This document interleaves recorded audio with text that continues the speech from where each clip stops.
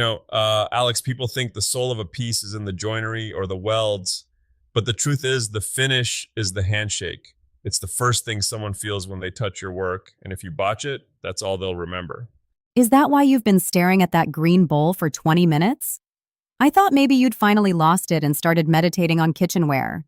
I'm not meditating, I'm mourning. I spent 3 days on the hammerwork for this copper piece, and then I got impatient with the patina. I rushed the liver of sulfur, didn't neutralize it fast enough, and now it looks like something that's been sitting at the bottom of a brackish pond for a decade. It's got that swamp gas chic look that nobody asked for. Well, at least it's a look. But seriously, metal finishing feels like a dark art compared to woodworking. With wood, you sand it and oil it. With metal, it feels like you're conducting a high school chemistry experiment where everything wants to explode or turn a weird shade of neon. It really is a different beast. You aren't just soaking into the fibers, you're manipulating the actual molecular skin of the material. Whether you're talking about a chemical patina, an industrial powder coat, or just a really solid rattle can job, you're basically dressing the metal for a party it didn't want to go to. Okay, so let's break down the wardrobe options. If I've just finished welding up, say, a steel coffee table frame, and I want it to look expensive industrial rather than I found this behind a dumpster, where do we start? First thing, and I'm going to sound like a broken record here, but it's because it's the gospel. Surface prep is 90% of the battle. If you got a thumbprint of oil from that ham sandwich you ate at lunch on that steel, your finish will peel off like a cheap sunburn. I've seen you go through a whole pack of degreaser wipes on a single bracket. It seemed a bit obsessive? It's a healthy obsession. Metal is porous in ways people don't realize. You need to get in there with a heavy-duty degreaser or even a solvent-based cleaner. And it's not just about cleaning, it's about profiling. If the metal is as smooth as a glass marble, the finish has nothing to grab onto. You need to give it some teeth. Like sandblasting? Or just taking some abrasive pads to it? Exactly. If you're at home, a red Scotch Brite pad or some 220 grit sandpaper works wonders. You want to see a uniform, dull scratch pattern. If it's still shiny, you're not done. I remember a guy who tried to paint a stainless steel handrail without scuffing it first. 3 weeks later, he could peel the paint off in long, satisfying strips like he was skinning a grape. It was heartbreaking to watch. Okay, so we've cleaned it, scuffed it, and we're ready. If we want that living finish, the kind that looks like it has history, we're talking patinas, right? Patinas are where the magic happens. A patina is essentially controlled corrosion. You're telling the metal, hey, I want you to rust, but I want you to do it exactly here and in this specific shade of chocolate brown. For steel, you've got two main paths. There's the traditional stuff, think cold bluing like you'd see on a gun barrel, or using something like Sculpt Nouveau's birchwood blue. It turns the steel this deep, translucent black that looks a mile deep. It looks great, but isn't it a bit finicky? I've seen you hovering over a piece with a spray bottle like you're misting a tropical fern. It's all about the timing and the temperature. Some patinas work better hot. You hit the metal with a torch until it's just warm enough to sizzle when the chemical hits. That opens up the pores. If you do it cold, it's a slower, more subtle reaction. But the secret that most people miss, you have to stop the reaction. Like an off switch? Sort of. You usually neutralize it with water or a specific solution, and then this is the big one, you have to lock it in. An unprotected patina is just a suggestion. It'll keep reacting with the air until your beautiful bronze finish turns into a crumbly orange mess. You need a sealer. Like a clear coat or wax? Use the wax, Alex. For indoor stuff, a high-quality microcrystalline wax is like a warm hug for the metal. It gives it this soft, hand-rubbed glow that a plasticky, clear coat just can't touch. But if it's going outside, you need the heavy hitters, a high solids polyurethane or a specialized metal sealer. Okay, but let's say I'm not feeling like a chemist. I want something that can survive a nuclear winter, or at least my kids playing with Tonka trucks. That's powder coating territory, right? Powder coating is the king of durability. It's not actually paint in the way we think of it.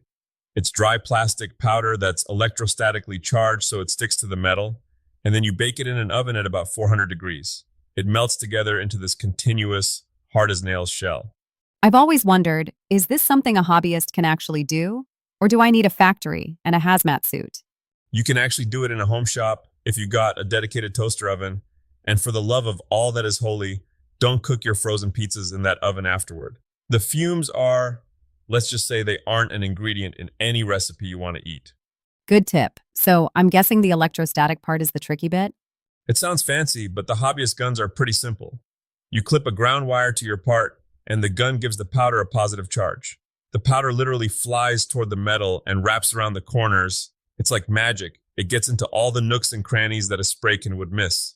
But there's a catch, isn't there? There's always a catch with you. The catch is that you can't use any old body filler if there's a dent in the metal. Most Bondo-style fillers don't conduct electricity, and they'll melt or outgas in the oven, leaving you with a finish that looks like Swiss cheese. You need specialized, heat-resistant, conductive fillers. And if you have a weld with a tiny bit of trapped slag, the oven will find it. It'll bubble up and ruin that glass smooth finish. So if powder coating is the indestructible option, where does good old-fashioned paint fit in? Is it just for when we're being lazy? Don't knock paint. Paint has its own set of superpowers. First off, it's repairable. If you scratch a powder-coated bumper, you're kind of stuck. You can't really spot weld powder coat. But with paint, you can sand it back, feather it, and blend in a repair. Plus, the color options are basically infinite. I've seen some of those automotive paints that have more depth than a philosophy textbook. Exactly. For a high-end look, you're looking at a 3-stage process: primer, base color, and clear coat. The primer isn't just for stickiness, it's your leveler.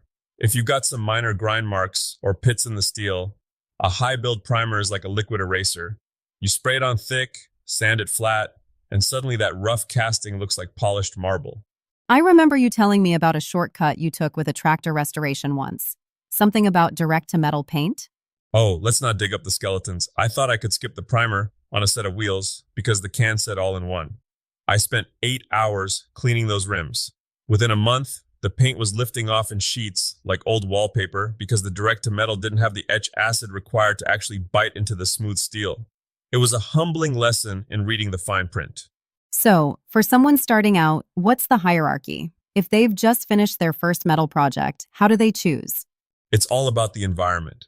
If it's an art piece that stays inside and you want people to see the character of the metal, the heat tints from the welding, the texture of the grinding, go with a patina and a wax. It's soulful. It has a pulse. And if it's a gate for the backyard that's going to get rained on? Powder coat it. Don't even mess around. Find a local shop. Tell them you want a zinc-rich primer base and a UV-stable top coat. It'll cost you $100 and last 20 years. And the middle ground? That's where paint lives. Custom furniture, automotive parts, things where you want a specific pop of color, but need more protection than just wax. Just remember, a $30 spray gun and a decent compressor will always beat a $3 rattle can. The atomization is better. You can control the fan pattern, and you can use 2-part 2K paints that have a hardener in them. That stuff cures chemically, so it's much tougher than paint that just air dries. You mentioned sculpture earlier. Sometimes you want metal to look like, well, not metal. I've seen those liquid metal coatings. Is that cheating? Only if you're a purist with no imagination. Those products, like the ones from Sculpt Nouveau, are amazing. It's basically real metal powder suspended in a resin. You can paint cold cast bronze onto a piece of wood or plastic, and then, here's the kicker, you can use the same chemical patinas on it that you'd use on solid bronze. Wait, so you can make a piece of MDF look like an ancient bronze relic? To the point where you'd need a magnet or a drill to tell the difference. It opens up doors for makers who might not have a foundry or a TIG welder but want that weight and prestige of metal. It's a bridge between worlds. One last thing. Aluminum. It always seems to be the troublemaker. It doesn't rust, but everything I put on it seems to slide right off.